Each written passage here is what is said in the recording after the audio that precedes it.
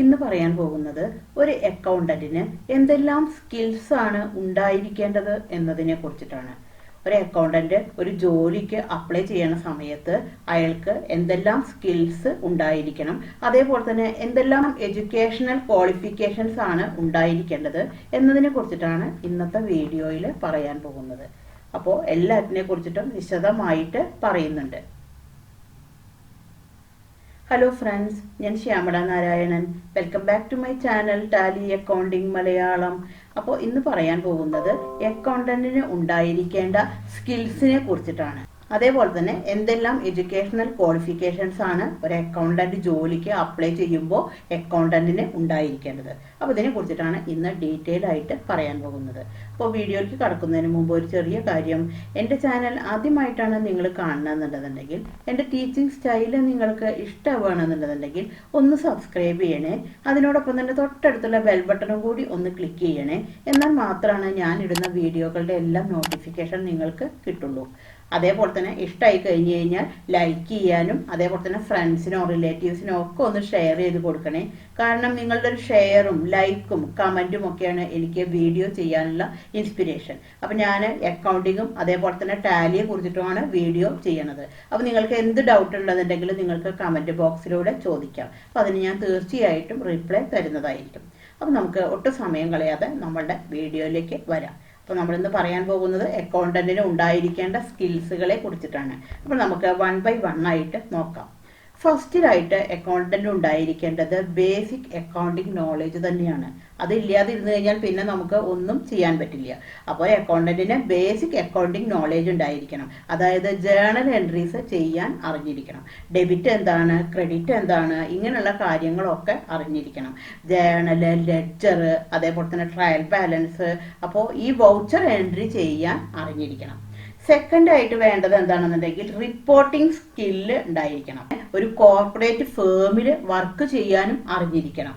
ഒരു കോർപ്പറേറ്റ് ഫേമിലാകുമ്പോൾ അവിടെ പലതരം അക്കൗണ്ട്സ് ഉണ്ടായിരിക്കും. ഇപ്പോൾ ഫിനാൻസ് അക്കൗണ്ട് ഉണ്ടായിരിക്കും, ജനറൽ അക്കൗണ്ടിങ് ഉണ്ടായിരിക്കും. അപ്പോൾ ഇതിനെ കുറിച്ചിട്ടൊക്കെ അറിഞ്ഞിരിക്കണം.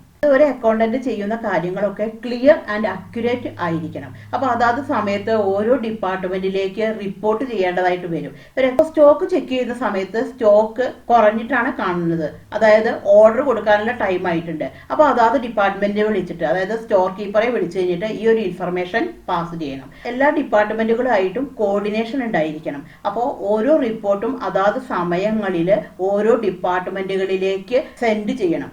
അതേപോലെ തന്നെ ചിലപ്പോൾ ചില കാര്യങ്ങൾ ഡിസ്കസ് ചെയ്തിട്ട് തീരുമാനിക്കേണ്ടായിരിക്കും. ഇപ്പൊ മേലധികാരികളായിട്ട് ഡിസ്കസ് ചെയ്തിട്ട് ചില കാര്യങ്ങൾ ഡിസിഷൻ എടുക്കേണ്ടി വരും. അപ്പോൾ ഒരു അക്കൗണ്ടന്റിന് ഈ കഴിവുകളൊക്കെ ഉണ്ടായിരിക്കണം. കറക്റ്റ് സമയത്ത് കറക്റ്റ് ഡിസിഷൻ എടുക്കാൻ അറിഞ്ഞിരിക്കണം. നെക്സ്റ്റ് അക്കൗണ്ടന്റിന് വേണ്ടതായിട്ടുള്ള സ്കില്ല് എന്ന് പറയുന്നത് അറ്റൻഷൻ ഇൻ ഡീറ്റെയിൽ. അതായത് നല്ല ശ്രദ്ധ ഉണ്ടായിരിക്കണം. എപ്പോഴും അലേർട്ട് ആയിട്ട് ഇരിക്കണം. എന്താ കാരണം വെച്ചാൽ ഒരു അക്കൗണ്ടിങ് എന്ന് പറഞ്ഞാൽ അത് ഒരു വലിയൊരു പ്രൊസീജിയറാണ്. അതിൽ ഒരുപാട് കാര്യങ്ങൾ ചെയ്യാനുണ്ട്.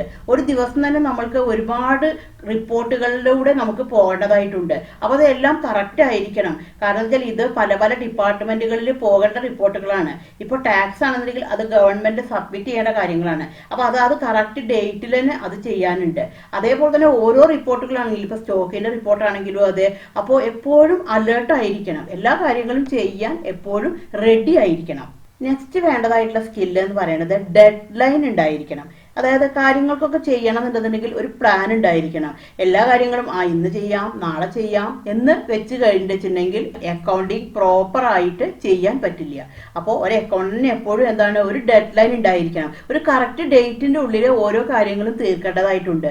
ഒരു എക്സാമ്പിൾ പറയുകയാണെന്നുണ്ടെന്നുണ്ടെങ്കിൽ ടാക്സ് റിട്ടേൺ സബ്മിറ്റ് ചെയ്യുന്ന സമയത്ത് അതിനൊരു ഡേറ്റ് ഉണ്ട്. ആ ഡേറ്റിൽ തന്നെ ആ കാര്യങ്ങൾ ചെയ്തിരിക്കണം. അപ്പൊ ഇങ്ങനെ ഓരോ കാര്യങ്ങളും പ്ലാൻ ചെയ്ത് പോയിരിക്കണം. അപ്പൊ എപ്പോഴും ഒരു ഡെഡ് ലൈൻ കീപ്പ് ചെയ്തിരിക്കണം. നെക്സ്റ്റ് വേണ്ടതായിട്ടുള്ള സ്കില്ല് എന്ന് പറയുന്നത് ടൈം മാനേജ്മെന്റ് ആണ്. ഇത് വരിക, അതേപോലെ തന്നെ വർക്കിലെ സമയത്തും പ്രോപ്പർ ആയിട്ട് എല്ലാ കാര്യങ്ങളും വർക്ക് ചെയ്യുക. അന്നന്ന് ചെയ്തു തീർക്കേണ്ട കാര്യങ്ങൾ അന്നന്ന് തന്നെ ചെയ്തു തീർക്കുക. അത് പിറ്റത്തെ ദിവസത്തേക്ക് മാറ്റി വെക്കാതെ ചെയ്യുക. അപ്പൊ ഇത് ഒരു അക്കൗണ്ടിന് വേണ്ടതായിട്ടുള്ള ഒരു മെയിൻ സ്കില്ലാണ് ടൈം മാനേജ്മെന്റ്. വേണ്ടതായിട്ടുള്ള സ്കില്ല് എന്ന് പറയുന്നത് റെസ്പോൺസിബിലിറ്റി ഉണ്ടായിരിക്കണം. എല്ലാ കാര്യങ്ങളിലും ഉത്തരവാദിത്തങ്ങൾ ഏറ്റെടുക്കാൻ റെഡി ആയിരിക്കണം. അപ്പൊ മാത്രമാണ് ഒരു എഫിഷ്യന്റ് അക്കൗണ്ടന്റ് ആയിട്ട് മാറാൻ പറ്റുള്ളൂ. എന്ത് കാര്യങ്ങളാണെങ്കിലും ചെയ്യാൻ എപ്പോഴും റെഡി ആയിരിക്കണം. പോയിന്റ് എന്ന് പറയുന്നത് ഒരു അക്കൗണ്ടന്റ് എപ്പോഴും ഒരു ഗുഡ് മാത്തമാറ്റീഷ്യൻ കൂടി ആയിരിക്കണം. കാരണം അക്കൗണ്ടിങ് എന്ന് പറഞ്ഞാൽ എന്താണ്, ഒരു കണക്കിന്റെ കളിയാണ്. അവിടെ അഡിഷൻ ഉണ്ടായിരിക്കും, അതേപോലെ തന്നെ ഡിഡക്ഷൻ ഉണ്ടായിരിക്കും. കാരണം ക്യാഷ് വരുന്നു, ക്യാഷ് പോകുന്നു. അപ്പൊ എപ്പോഴും നമ്മൾ മൈൻഡിൽ എപ്പോഴും കാൽക്കുലേഷൻ ചെയ്യാൻ റെഡി ആയിരിക്കണം. മാത്തമാറ്റിക്സിൽ നല്ലൊരു സ്കില്ല് തന്നെ ഉണ്ടായിരിക്കണം. അതായത് സ്പീഡായിട്ട് തന്നെ നമുക്ക് കാൽക്കുലേറ്റ് ചെയ്യാനുള്ള ഒരു കഴിവ് ഉണ്ടായിരിക്കണം. നെക്സ്റ്റ് വേണ്ടതായിട്ടുള്ള സ്കില്ല് എന്ന് പറയുന്നത് ഡാറ്റ എൻട്രി സ്പീഡായിട്ട് ചെയ്യാൻ അറിഞ്ഞിരിക്കണം. അപ്പോൾ പല പല സോഫ്റ്റ്വെയറുകളിലാണ് ഓരോ കമ്പനികളും ഡാറ്റകൾ ചെയ്യുക. അക്കൗണ്ടിങ് ഡാറ്റകൾ ടാലിയിൽ ചെയ്യുന്നവരുണ്ടായിരിക്കും. ഇപ്പൊ ഏറ്റവും ലീഡിങ് സോഫ്റ്റ്വെയർ പറയുന്നത് ടാലി തന്നെയാണ്. അപ്പൊ ടാലി പഠിച്ചു കഴിഞ്ഞാൽ പിന്നെ നമുക്ക് എല്ലാ സോഫ്റ്റ്വെയറും നമുക്ക് ഈസി ആയിട്ട് തന്നെ നമുക്ക് ഹാൻഡിൽ ചെയ്യാൻ പറ്റും. അപ്പൊ ഞാൻ എന്റെ ചാനലിലെ ടാലിയെ കുറിച്ചിട്ട് ഒരുപാട് വീഡിയോസ് ഇട്ടിട്ടുണ്ട്. അപ്പൊ നമുക്ക് ടാലി വീട്ടിലിരുന്നിട്ട് തന്നെ നമുക്ക് പഠിച്ചു കഴിഞ്ഞിട്ട് നമുക്ക് ജോലിയൊക്കെ നേടാം. അപ്പൊ ഒരുപാട് 100-ൽ പരം വീഡിയോസ് ഞാൻ എന്റെ ചാനലിൽ ഇട്ടിട്ടുണ്ട്. അപ്പൊ ഏത് സോഫ്റ്റ്വെയർ ആണെന്നുണ്ടെന്നുണ്ടെങ്കിലും നമുക്ക് ഈസി ആയിട്ട് പഠിച്ചെടുക്കാൻ പറ്റും. ഇവിടെ ഒരു പ്രത്യേകത എന്ന് പറഞ്ഞു കഴിഞ്ഞാൽ ടാലി പഠിച്ചു കഴിഞ്ഞാൽ പിന്നെ എല്ലാ സോഫ്റ്റ്വെയറും നമുക്ക് ഈസി ആയിട്ട് നമുക്ക് ഹാൻഡിൽ ചെയ്യാൻ പറ്റും. അപ്പൊ നമുക്ക് നന്നായിട്ട് ഡാറ്റ എൻട്രി ഒക്കെ ചെയ്യാനുള്ള നല്ലൊരു കഴിവ് ഒരു അക്കൗണ്ടന്റിന് ഉണ്ടായിരിക്കണം.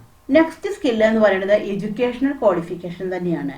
അപ്പോൾ ഒരു ഡിഗ്രിയോ അല്ലെങ്കിൽ ഒരു പോസ്റ്റ് ഗ്രാജുവേഷനോ ഉണ്ടായിരിക്കണം. പിന്നീട് നമ്മളൊരു ടാക്സ് പ്രാക്ടീഷണറുടെ അടുത്തോ അല്ലെങ്കിൽ ഒരു CA അടുത്തോ ഒക്കെ പോയി കഴിഞ്ഞാൽ നമുക്കതൊരു അഡ്വാൻറ്റേജ് ആയിട്ട് തന്നെ എടുക്കാം. അപ്പൊ എന്താ വെച്ചാൽ നമുക്ക് എക്സ്പീരിയൻസ് കിട്ടും.